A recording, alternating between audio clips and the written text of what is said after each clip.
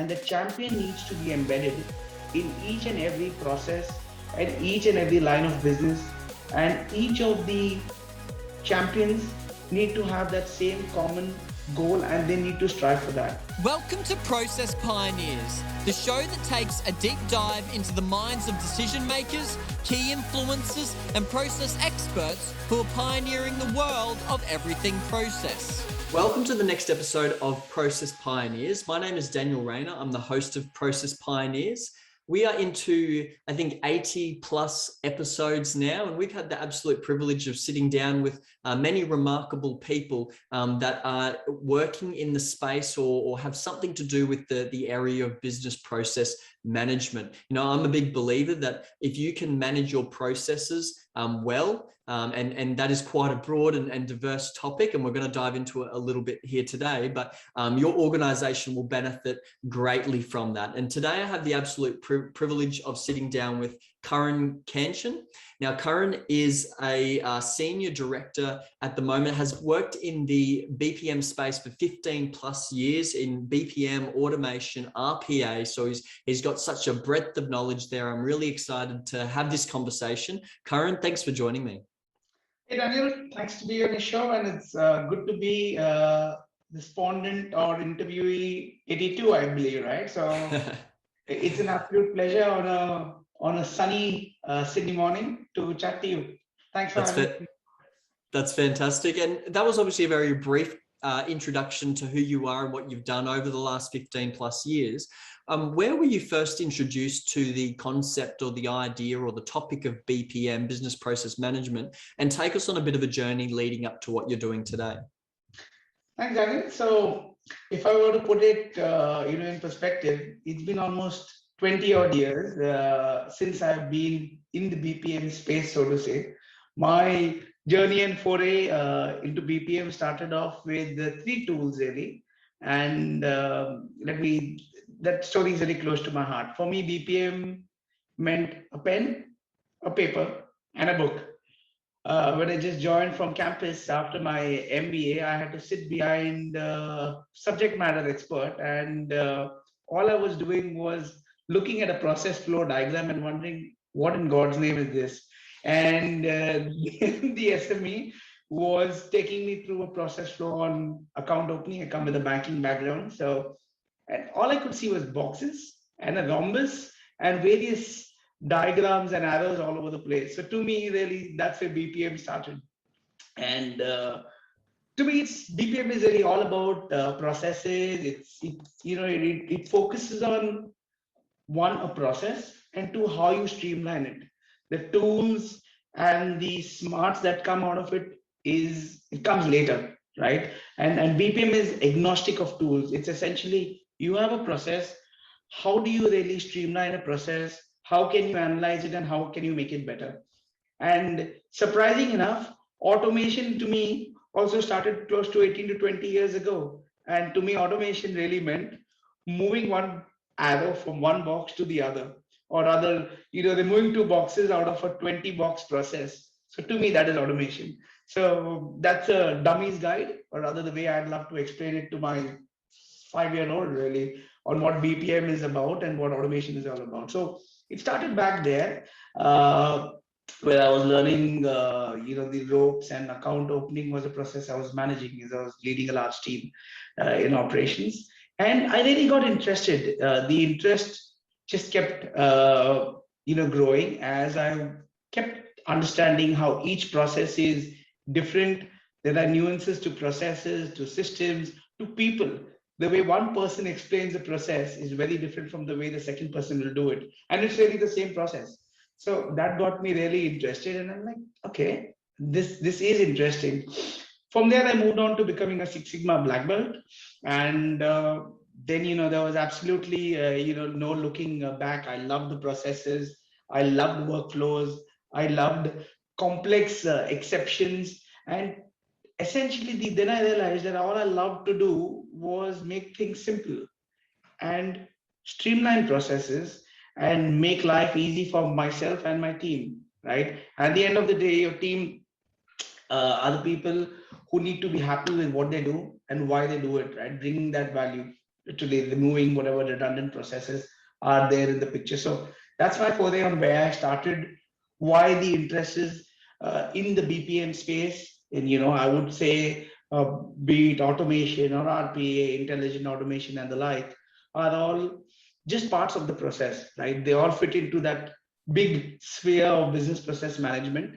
And of course, analytics plays a large role out there. So post my operations experience, I moved into analytics, and that got me more into processes, getting from moving away from the prescriptive type to really the predictive analytics, and then of course automation. So throughout my career, I've been successful and lucky enough to get opportunities to work in this area and work with great people and great teams. So here I am talking to you on a Tuesday morning. Really happy to be here and discuss the journey. That's amazing. And when you're talking about making things simple or streamlining a process, where do these messy processes come from? Because, there are a lot of organizations with processes that aren't being managed well, or they haven't been optimized or improved. Is this just a gradual thing that happens over time, that large organizations end up with messy processes? Where do these processes come from that need this work to improve? Yeah, that's actually a great question. I think organizations, large or small, right? Everyone has got processes, and the processes leave a lot to be desired with respect to being optimal. So the problem is there is no real structure in the way a process is, be it articulated or be it documented. And the way you probably explain to me and the way I would explain to someone else varies. So, right. So all of this actually comes from the tribal knowledge, or the thoughts and the ideas of the way people think of processes in their mind, but aren't really able to articulate it in a logical manner, or be it version control, or be it process, and document it in a really logical fashion. So I think it starts really there, and defining the framework and defining a target operating model, even on how processes should be documented, I think is really important. So it starts there. If the framework is defined at an organization level, it has to really come from the top, right? That then percolates to the teams, that then percolates to the various other units, business units, processes, sub-processes, and the folks who are actually doing the work. So it's important that BPM is not looked at like a task management tool or a project management tool. It's essentially, it's a business process and the best way of doing it. So it is very iterative. The business process, the BPM system which I have today is constantly evolving, and it could change tomorrow. So that change is really important, Daniel. And organizations should realize the importance of having that done literally at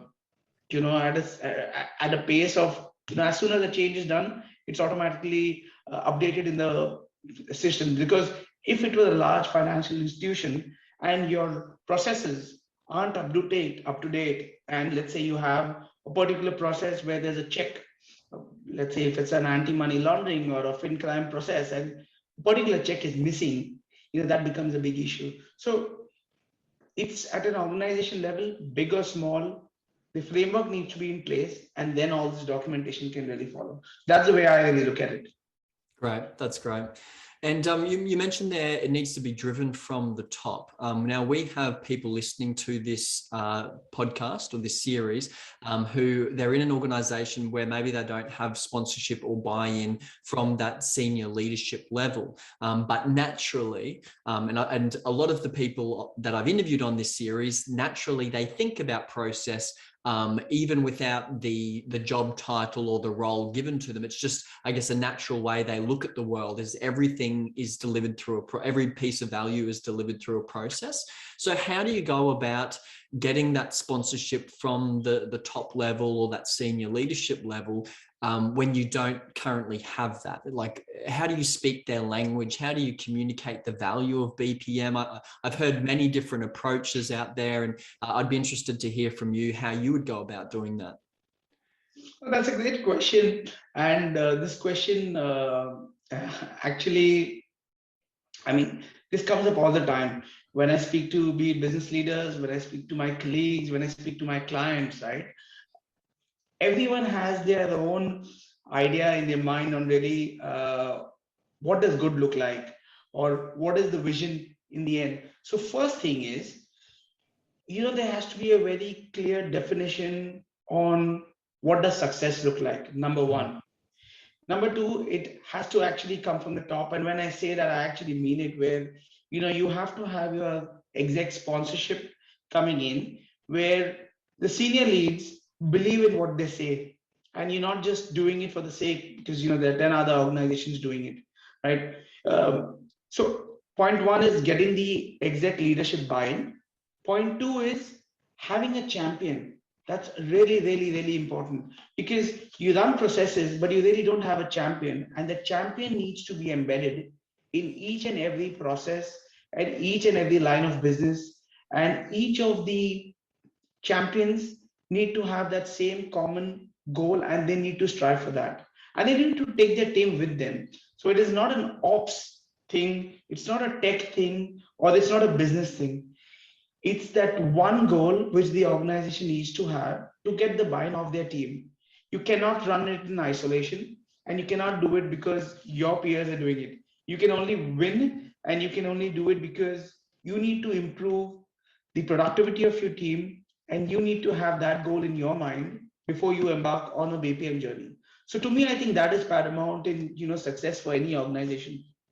And the challenges really are when you don't have the right buy-in, you haven't involved the right stakeholders. As I mentioned, there's business, there's operations, there's technology. I'm probably generalizing it, as well as there are the line of businesses, right? Where each process is run by separate little COE teams. It has to come under that one umbrella, and that process champion needs to be embedded in each of the other LOBs. So it's centralized, but actually decentralized in the various business processes. So I think if that can happen, that's a great foray for the company, the organization, large or small, to get in and have the right structure and success for BPM to really go ahead.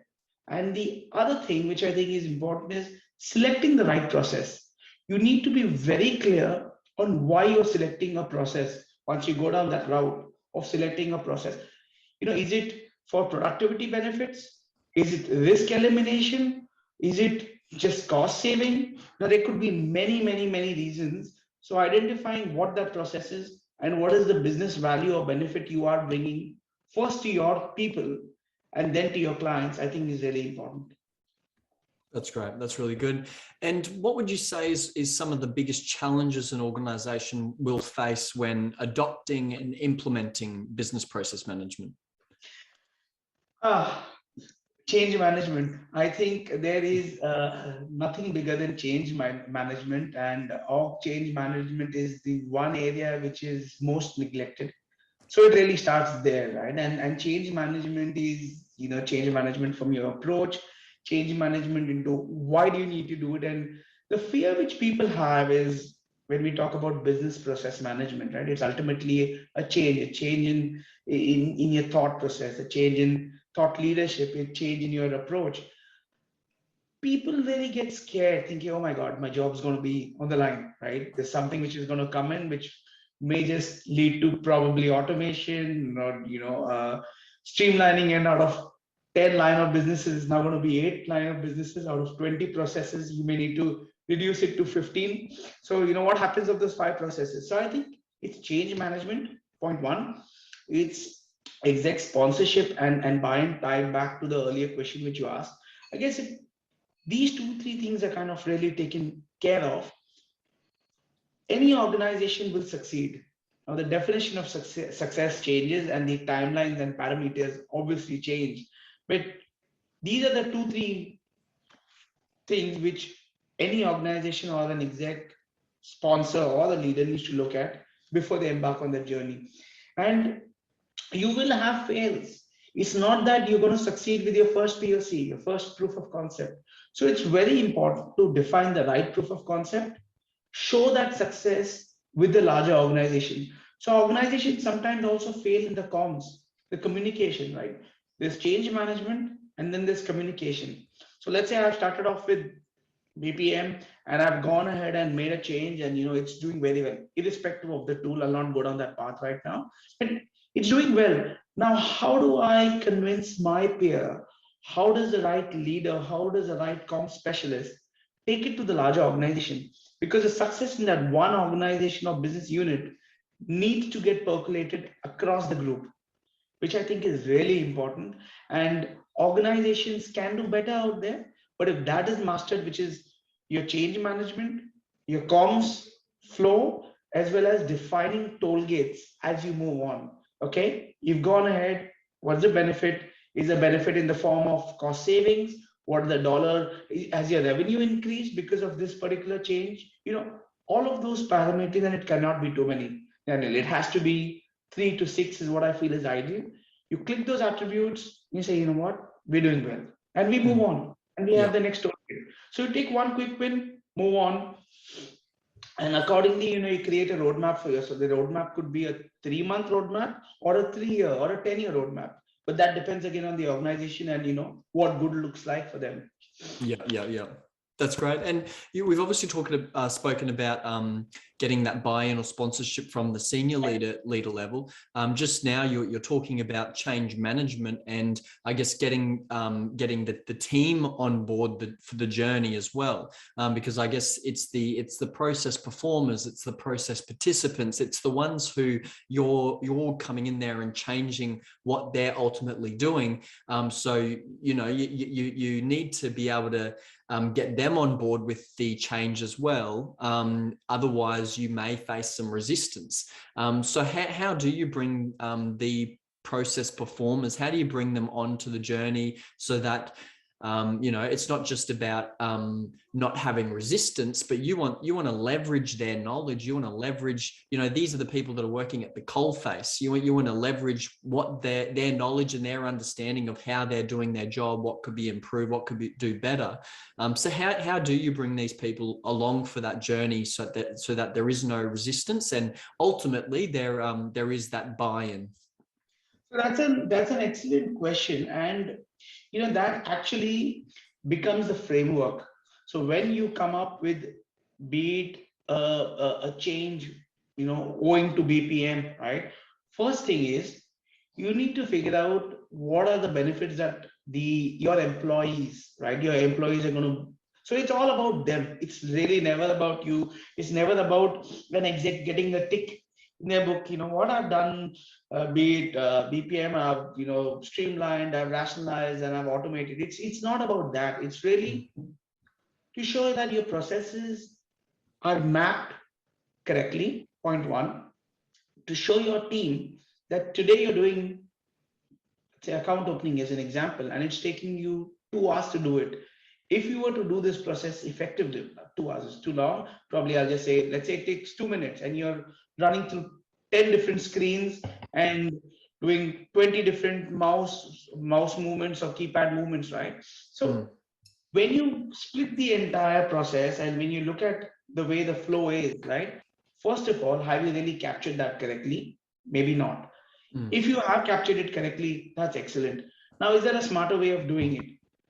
When you're able to showcase the smarter way of doing it and your team and your people agree that, it's helped my day. I've actually saved half an hour, 45 minutes, which gives me time to think of uh, what better efficient processes I can either work on. Can I really add more value to the work that I'm putting into, the business for my people? And it's ultimately the customer experience and or user experience. So when I say customer experience, it's me as a user, which is my user experience, and the person who is undergoing that change, really getting that testimonial from them. So as you rightly said, right, what is it that will drive it? When you have one good person or that change management agent or the champion, as I like to call them, right? Get that champion to be embedded into every process and you go all out. You just go all out. Say, you know what? This is amazing. I used to hate my job because I used to do these 20 tasks which were redundant, and I didn't have a correct process. It was not streamlined, the flow wasn't defined. All of that has now been done. And in 2 weeks, I can see the difference.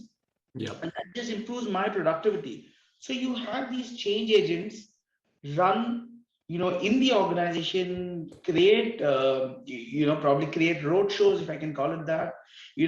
Go out and present in team huddles. Go and do a large town hall with the larger organization, and that happens at the top, happens at the mid layer, and happens at the level of the people where the change really is prevalent and who are enjoying it thoroughly. So to me, all this has to flow hand in hand. And if it does, small or big, any large or any organization will do well. Yeah, yeah, that's fantastic. And for those, that was obviously a great example of, a win there where you can take a task from one of these employees and optimize it, understand, well, how long does it take you to do this task? Can we get rid of all of this sort of tedious, repetitive activity that you're doing? Is the process really as optimum as it could be? Could we get could we automate this in some way? Do you have, I guess that's a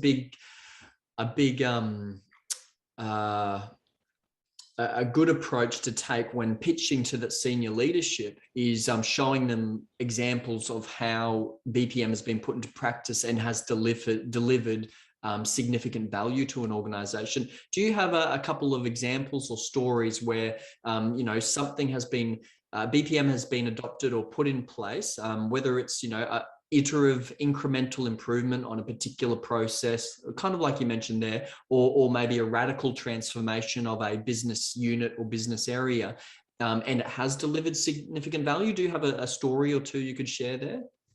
Oh yeah, absolutely. So there are quite a few stories, but the one I'd specifically like to call out is, for a large financial institution in Australia, where I worked on.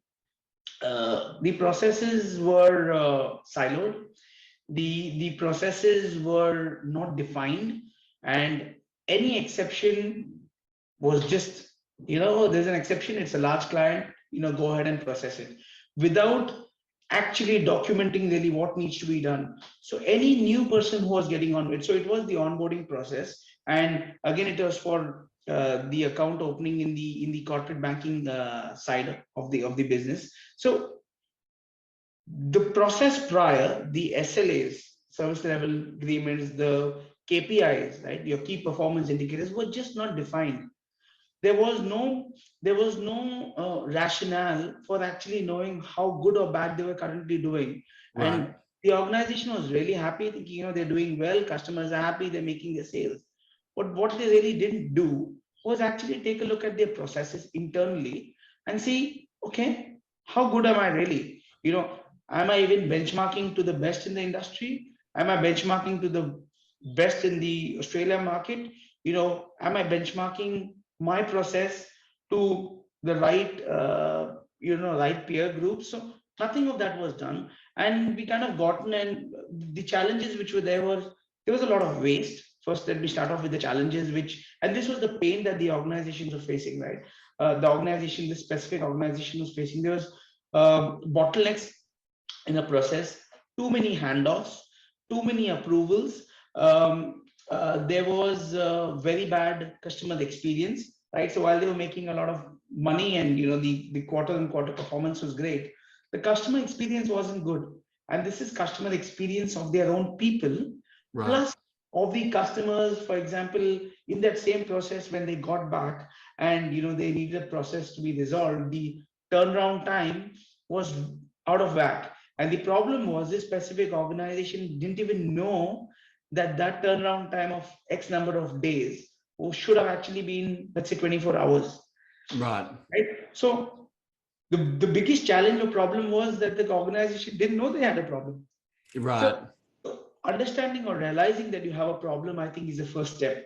Right. So one, define the processes, then benchmark your processes, baseline your processes, and then work towards a goal. The goal could be 90% or 95% accuracy or 100%, right? So in my example, so when I gotten out here, the first thing was the first few weeks was an absolute disaster because the subject matter experts didn't want to talk to us, me and my team. And very simple questions of show us the process note, or we have them. Can we see it? It was a one-page document. This comes in, a request comes in. We work on the request. X is the name of the system, and the output. Say, okay, how do we do it? Oh, come and sit next to me. And someone shows me. And then I remembered my time 20 years ago. That's exactly where I started off, right? I said, it can't work that way today. So we actually had to get in from a level 1 process to a level 5. So when I say that, literally double clicking what that process meant. Okay, which system are you using? I'm using system X. And where are you checking? Oh, the scan form comes in system Y. So there is a system X which I process a document. System Y where a scan form comes in. In certain cases, the scan form is not OCR, or there's no optical character recognition. In certain cases, a handwritten one. So those were the challenges which we had. And like me and my team, every night, every day when we used to have a huddle, we were like, God, will we ever get through this? So that to me, I think was the biggest hurdle or challenge which we thought, we're never going to surmount. The first few days started off there. And then what we did was we just picked up small little quick wins, right? We sat with the teams, and that comes down to the point of change management and getting the right buy-in from the stakeholders. So there was the mapping which I was doing with the execs. Then there was a mapping with my team and I were doing with the mid-level managers who are running the team. See, this is what your process was. You had like 40 handoffs, you had 10 different systems, and you were toggling through 4 screens. Really? Do you think this makes sense? I'm saying we didn't know that. So first getting them to realize that that's where they were. And then, making it simple. And then you realize that, they didn't really need to hand off so many screens and get into so many exceptions. It could have, I'm really simplifying the entire thing, for our discussion, but it was iterative. It did take 2 to 3 weeks to get there. A very simple first POC which went live. And the success was amazing. It was so heartening. When I think of it right now, it gives me goosebumps. And when my team and I we speak about it, saying that was a great experience. So those were the learnings and experiences which I think is very important. You start there with something really basic, and then you have a proof point. You managed to reduce a process, reduce 70% productivity. And genuinely, we did that. There was a 70% productivity, and that led to better time to competency, better onboarding times, better joiner, feedback, better customer experience, and all of that. And at the end of the day, the organization which I still work with today, plus their people are extremely happy, and they've only done better, and they're running it like a center of excellence. They have handoff. There's an operational excellence team which governs it. There's a framework in place. Changes are made. So it takes time. It did take time here, but I think that's where it starts, and that's where it'll end. And I'm sure it'll go even beyond that. But that's my experience. One of the experience which I still remember. That's great. That's really good. And when it comes to KPIs and benchmarking, you're talking about this idea of understanding, well, what are you actually aiming for? What are you targeting? There would be plenty of people listening to this our conversation right now, or when it's released, that will be. I guess it leaves them with the question of like, well, how do I know what's possible? Kind of how you were saying that the organization actually didn't know, they don't know what they don't know. They don't know what is possible. Does it take a certain type of innovative person to be able to, I guess, paint that blue sky picture of what's possible? Is that something that you can empower your team to start thinking more big picture? I guess maybe it's a cultural thing. Like if everyone's thinking, how can we improve this? How can we improve this? But yeah, how does someone, how do you quantify or understand or hypothesize what is possible when improving a process, and what should you be targeting? What should your KPIs be? What should you be benchmarking? That's a great question. I actually don't have an answer for it, or rather a set answer. And the reason I'm saying that is because it works like different strokes for different folks, right? So each organization has their specific goal, their vision, and very clear understanding of either where they want to be, either from now to the next 3 years or the next 5 years. So, what is their end goal? Is their end goal risk reduction? Is their end goal revenue generation? Is their end goal, I have a 30% cost reduction mandate across the board? Is the end goal optimizing where you are embarking on a human and a machine workforce, which is essentially intelligent automation? Right? Is that your end goal, or is the end goal everything is digitized, digital transformation across the organization, right from BPM to automation to intelligent automation to cognitive, right? Where does it sit in the organization schema is really important. So if I were to put it as a triangle, right, starting from the bottom to the top, where do each of these toll gates, if I, for the use of a better word, where does that fit in? Number one. Number two, each organization may want something different, but the first thing that they really need to do is create a framework.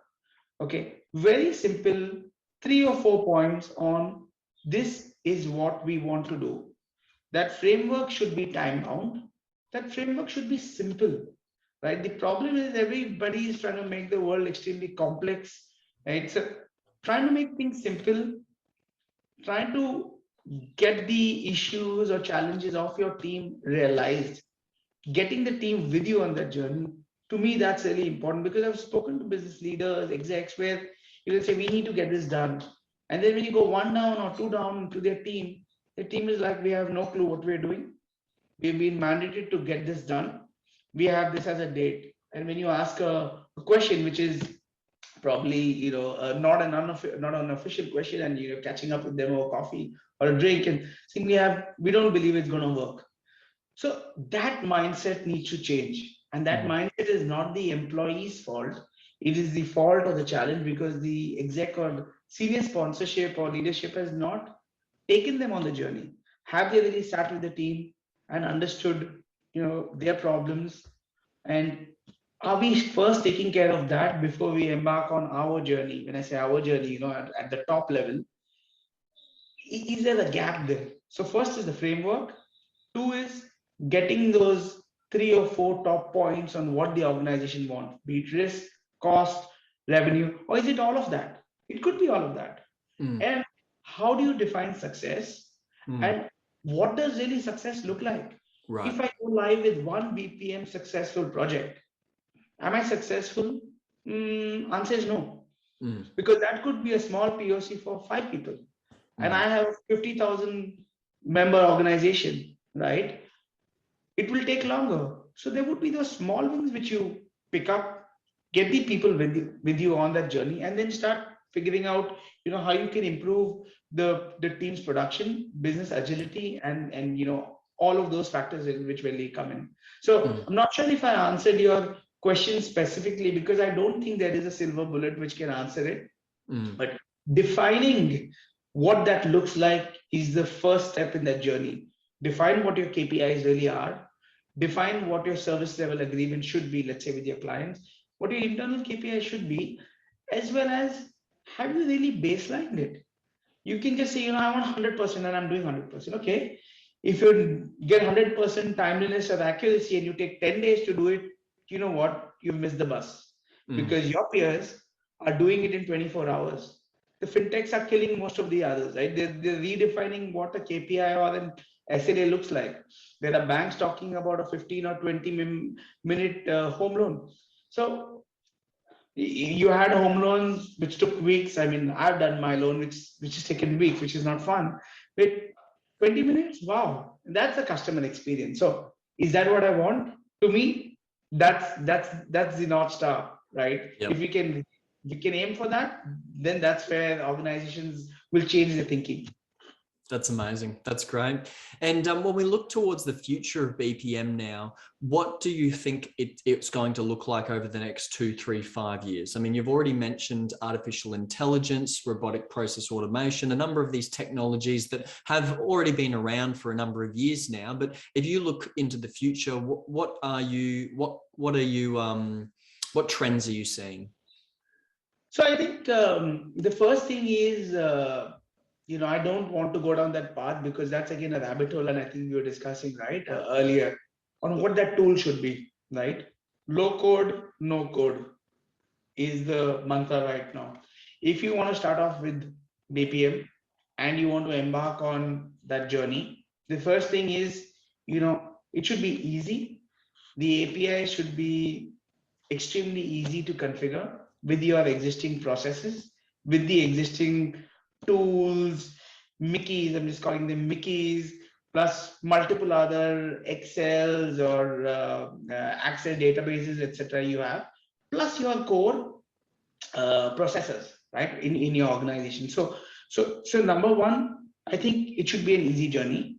Number two, today there are each organization and organizations embark on BPM. They choose BPM tools as well, but every time a tool is taken or every time they embark on a journey, it's different depending on the line of business you're speaking to. To Right. me, the future should be you should have that one methodology, you should have that one tool, and be it configurations, be it changes, needs to be done only on that, and it should be relevant to your line of business. Now, automation falls a part of it and is a part of the entire umbrella. So I would put BPM, business process management, as the overall umbrella under which you'll have the tools, under which you'll have the various automation suites, under which you'll have how cognitive can work and probably look to automate 95 or 98% of the processes which don't make sense. But you need to be a little realistic as well. The human aspect will always come in. So be smart, be intelligent, taking and making these decisions, but at the same time, do know this kind of interfaces or interaction that you and I are having right now, though virtual, and I'd love to catch up with you over a coffee or a drink, but there will always be that human touch. So always remember that the human touch will always be there. You should look at streamlining and having a central source of truth. Your data ingestion is really, really important, because whatever you do, it's like garbage in, garbage out, right? So it's the data that you've got, the sanctity of your data, the data that you need. So much of data floating around, right? You speak to a chief data officer, you speak to a CIO, a CEO, or any of the C-suite. All they say is, can you give me a very simple report on daily how I'm tracking? What does my business scorecard look like? You have really fancy tools, but there's no one really being able to just say, this is what you're doing today. This is how you can be better tomorrow. And this is the BPM, suite that you should be using from a process perspective, from a tool perspective, from a next 5 years or a next 10-year horizon perspective. So I think simplify. Simplify to me is, when I see stuff which is not simplified, I take a step back and I have to breathe. Say, okay, is this something which my team will understand? Is this something which my people will understand? So I think simplification, and which is why I said centralization. With centralization comes simplification, transformation, automation, harmonization, all of that. So that to me is a long answer to your shorter question. Well, Karan, thank you so much for sitting down with me today. I've certainly gleaned a lot from you. I've been taking a ton of notes, and I'm sure that our listeners have taken a lot of notes as well. So I just want to thank you for sharing your experiences and your journey with us today. I really appreciate it. An absolute pleasure, Daniel, and looking forward to chatting to you soon. Cheers and have a great day.